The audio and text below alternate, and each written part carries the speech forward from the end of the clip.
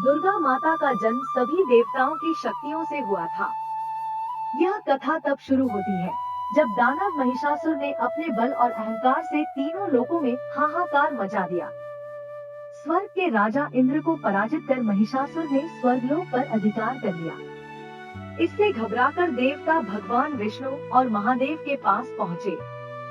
भगवान विष्णु, शिव और ब्रह्मा ने मिलकर विचार किया कि महिषासुर को पराजित करने के लिए एक ऐसी शक्ति की आवश्यकता है जो सभी देवताओं की सम्मिलित ऊर्जा से बनी हो।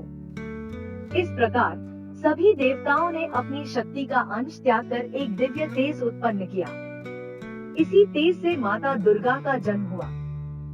दुर्गा माता का रूप अत्यंत दिव्य और अद्वितीय था। उनके 10 हाथों में विभिन्न अस्त्र शस्त्र थे।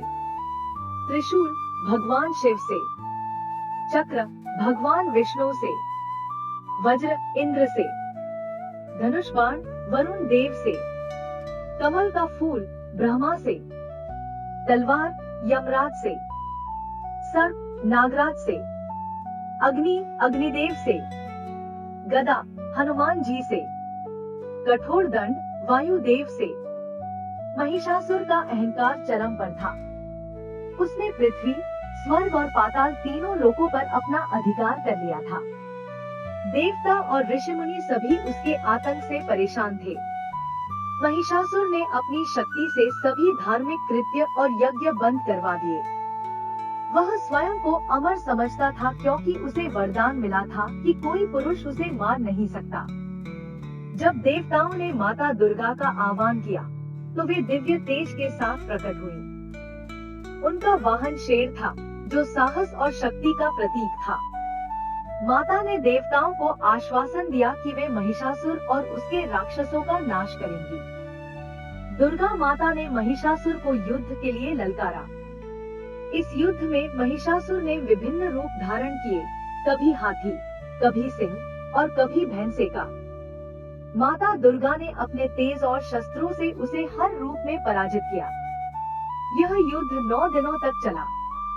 महिषासुर की सेना का अंत कर अंततः माता ने 10वें दिन अपने त्रिशूल से महिषासुर का वध किया।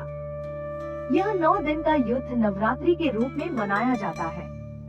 इन 9 दिनों में माता के 9 रूपों की पूजा की जाती है। शैलपुत्री, ब्रह्मचारिणी, चंद्रघंटा, कूष्मांडा, स्कंदमाता, कात्यायनी, कालरात्रि, महागौरी, सिद्धिदात्री। दुर्गा माता के अन्य कई रूप हैं, जो विभिन्न दुष्टों और राक्षसों का नाश करने के लिए प्रकट हुए। इनमें से कुछ प्रमुख कथाएं हैं। जब चंड और मुंड नामक राक्षसों ने अत्याचार करना शुरू किया, तो माता दुर्गा ने अपने क्रोध से काली का रूप धारण किया और इन राक्षसों का वध किया। शुंभ और निशुंभ नामक राक्षसों ने स्वर्ग पर अधिकार कर लिया था। दुर्गा माता ने चंडिका का रूप धारण कर इनका वध किया। रक्तबीज एक ऐसा राक्षस था जिसकी हर बूंद से नया राक्षस जन्म लेता था।